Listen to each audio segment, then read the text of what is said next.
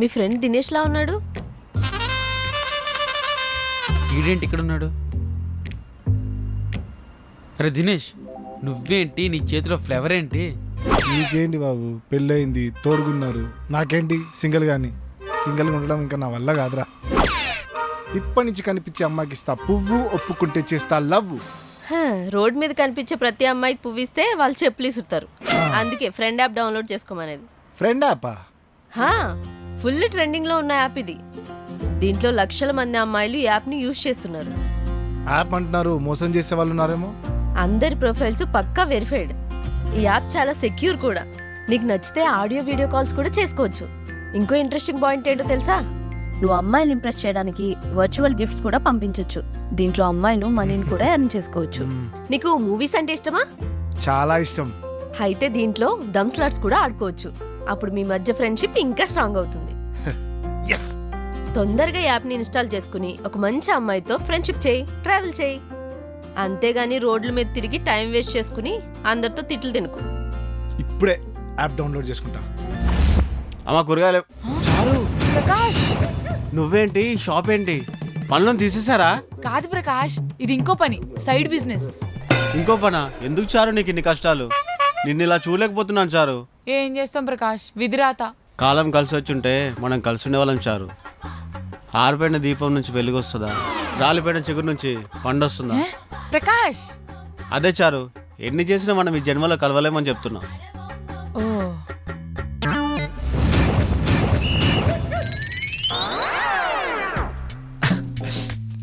చారు, బంగాళదుంపలు ఎంత?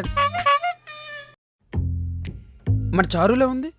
చారు ఇక్కడ ఎందుకుంటుంది? హాస్పిటల్లో ఉంటుంది. ఆ? చారు హాస్పిటల్ ఎందుకు ఉంటుంది? చారు మీకు తెలుసా? తెలుసు, తను నా చైల్డ్హుడ్ ఫ్రెండ్, అంటే నా క్రష్ కూడా. అయితే మేము మాట్లాడేది మీ చారు గురించి కాదులే.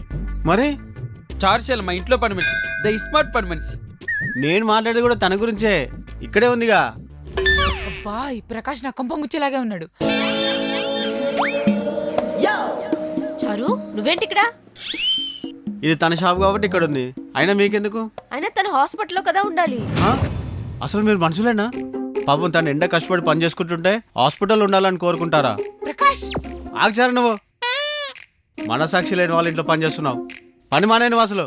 మానే, మేము ఫోన్ చేస్తే హాస్పిటల్లో ఉన్నానని చెప్పి ఇక్కడేమో సైడ్ బిజినెస్ చేస్తావా నువ్వు? Is doing his own business. వయారు రాసుకో. చూసావు మన ఇంగ్లీష్.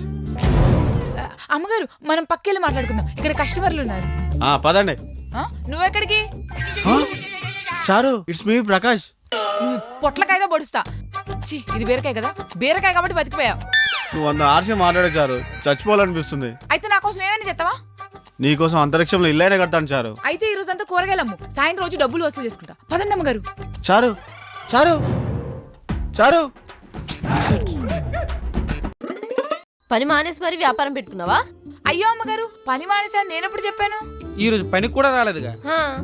మరి నేను పనికి రాకపోతే ఇల్లంతా క్లీన్ చేసింది ఎవరు? అదంతా నీ పనా? లేకపోతే రాజుగారు బాగా తాగొచ్చి క్లీన్ చేశారనుకున్నారా?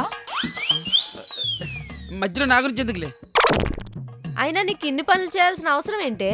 ఏం మాట్లాడుతున్నారు అమ్మగారు? అయినా అసలు ఉద్యోగాల మీద ఆధారపడి బతికే వాళ్ళు ఎంతమంది ఉన్నారు ఈ రోజుల్లో? ఎవరిని చూసినా కూడా బిజినెస్ బిజినెస్ బిజినెస్ అంటున్నారు. అందరూ జాబులు మానేసి వాళ్ళ ఆఫీస్ పక్కన పునుగులు, పిజ్జా దోశలు అమ్మి రిచ్ పీపుల్ అయిపోతున్నారు. కొంతమంది అయితే జాబులు చేసుకుంటే బిజినెస్లు నడుపుతున్నారు. సైడ్ బిజినెస్ అంటారు, ఇప్పుడు బాగా ట్రెండ్ అవుతుంది. నిజమేచారు, మా ఫ్రెండ్ రమేష్ ఉన్నాడు కదా, వాడు నాతో పాటు పనిచేసేవాడు. మా ఆఫీస్ పక్కనే పునుగులు షాప్ పెట్టుకున్నాడు. వాడు నాతో పాటు పనిచేసే శాలరీ కన్నా ఇప్పుడు వాడు ఇన్కమ్ 1 lakh ఎక్స్ట్రా వస్తుంది తెలుసా? మన కాంట్రవర్సీని దాటి కాంట్రవర్సీ చేయగలరా మీరిద్దరు? I thought I should title this episode God does not censor. Yes. మాకు ఎందుకు సార్ బాగులు చేసేటప్పుడు ఇలాంటి మంచి కామ్ ఆఫీస్ ఎందుకు లేదు మాకు? అప్పుడు డబ్బులు